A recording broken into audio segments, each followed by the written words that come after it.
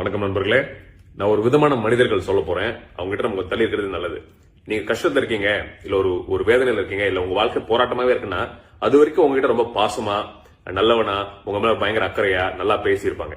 But நீங்க உங்க வாழ்க்கையில வளர ஆரம்பிச்சிட்டீங்கன்னு நினைக்கிறீங்கன்னு வச்சுக்கோங்களேன். இல்ல நீங்க வளர்றீங்க, இல்ல உங்க மேல பாசமா காட்டுறாங்க இல்லையா அந்த மாதிரி போலியான பாசத்தை, அவங்களுக்கு மேல நீங்க வளர்ந்து போறீங்க, இல்ல வளர்ந்துட்டீங்க அப்படின்னா அவங்களோட உண்மையான சுயரூபம் உங்களுக்கு தெரிய ஆரம்பிச்சிடும். புரியுதா? அப்போ உங்க மேல ஒரு போட்டி பொறாம, அது உள்ளுக்குள்ள நீங்க அவங்களுக்கு கீழே இருக்கிற வரைக்கும் தான் உங்க மேல அவங்க அந்த கருணை காட்டுறதோ பாசம் காட்டுறதோ இருப்பாங்க. நீங்க அவங்களுக்கு மேல போறீங்க அப்படின்னு தெரிஞ்சுட்டா அப்படியே அந்த மக்களால ஏத்துக்க முடியாது. சோ அந்த மாதிரி போலி மக்கள் எதுக்கு நம்ம வாழ்க்கையில? சோ இந்த மாதிரி மக்கள் கிட்ட நம்ம கொஞ்சம் கவனமா இருக்கணும். புரியுதா? சொல்லணும்னு தோணுச்சு. ஏன்னா என் வாழ்க்கையில நான் பல தடவை பார்த்துட்டு இருக்கேன். நீங்களும் உங்க வாழ்க்கையில வருங்காலத்துல பாப்பீங்க. ஏற்கனவே பார்த்திருந்தீங்கன்னா நான் பேசுறது புரிஞ்சிருக்கும்.